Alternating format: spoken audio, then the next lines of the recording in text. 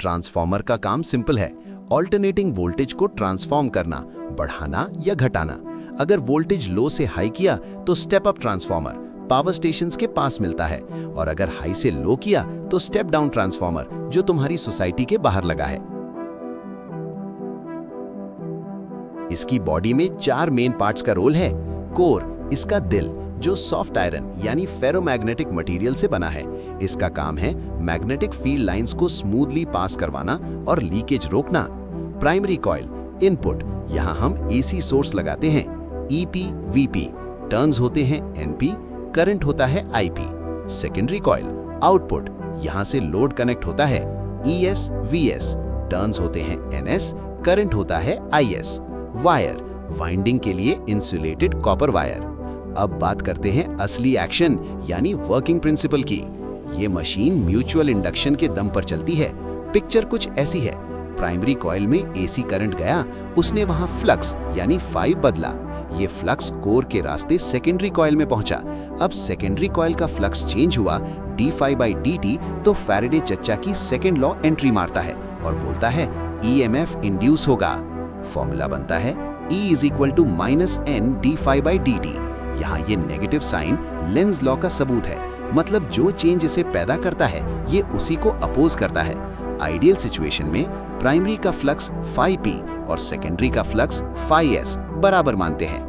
लेकिन पिक्चर अभी बाकी है मेरे दोस्त। अब बारी है मैथ्स वाले क्लाइमैक्स की, ईएमएफ इक्वेशन। ध्यान से सुनना, डेरिवेशन का फ्लो देखो। फ्लक्स एसी है तो इक्वेशन है phi = φm sin omega t, जहां φm मैक्स फ्लक्स है और ओमेगा = 2πf है। इसका डिफरेंशिएशन किया d/dt तो साइन बन गया cos। इक्वेशन बनी E = -n φm omega cos omega t। अब इस माइनस cos को वापस साइन में कन्वर्ट किया ओमेगा t -π/2 करके। यहां से मिला maximum EMF, EM = 2πfn φm। लेकिन हमें चाहिए RMS वैल्यू, तो मैक्सिमम को 2/√2 से डिवाइड कर दो, तो फाइनल बाप फॉर्मूला निकल के आता है ढिशक्याओ। E = 4.44 φm fn। याद रखना φm = bm × a होता है, तो formula E = 4.44 bm a fn भी हो सकता है। ये 4.44 वाला नंबर दिमाग में छाप लो। अब आते हैं वोल्टेज ट्रांसफॉर्मेशन रेशियो यानी K पर।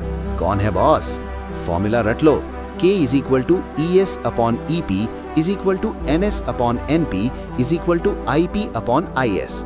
यहाँ एक बड़ा ट्विस्ट है, वोल्टेज और number of turns directly proportional है, E ∝ N, लेकिन करंट इनका दुश्मन है, वो इनवर्सली प्रोपोर्शनल है, E ∝ 1/I।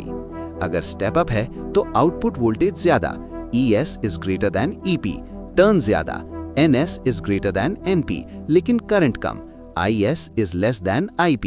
यहाँ K greater than 1 होगा। अगर स्टेप डाउन है तो सब उल्टा और K less than 1 होगा। अगर आइसोलेशन है तो सब बराबर, K = 1। वायर का लॉजिक, जहां करंट ज्यादा होगा वहां मोटा वायर यानी थिक वायर यूज करेंगे। क्यों? क्योंकि रेजिस्टेंस R = ρl/A होता है। एरिया बढ़ेगा तो रेजिस्टेंस घटेगा और हीट कम होगी। Simple physics. लेकिन हर कहानी में विलेंस होते हैं। यहाँ है एनर्जी लॉसेस। एफिशिएंसी कभी 100% नहीं होती। 4 बड़े विलेंस हैं। फ्लक्स लीकेज, थोड़ा मैग्नेटिक फ्लक्स हवा में उड़ जाता है। Remedy, soft iron core use करो।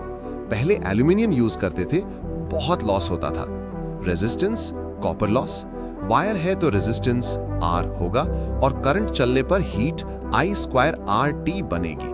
रेमेडी, जहां करंट हाई वहां थिक वायर लगाओ, R ∝ 1/A वाला लॉजिक।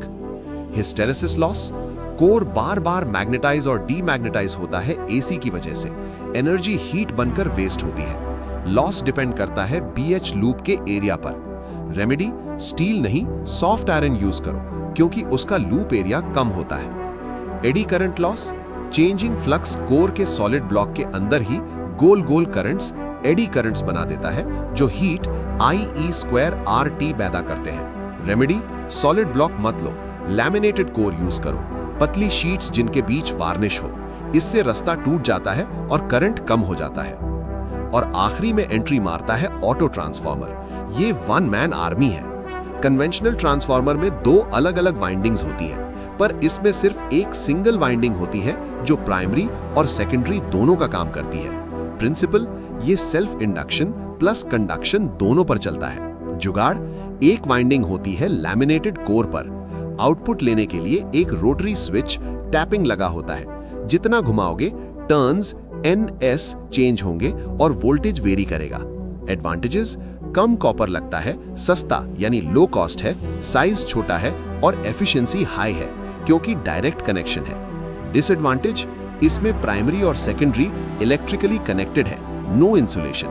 अगर वाइंडिंग टूटी तो इनपुट का हाई वोल्टेज सीधा आउटपुट में घुसेगा और सब उड़ा देगा। बस भाई, ये थी पूरी ट्रांसफार्मर की कहानी।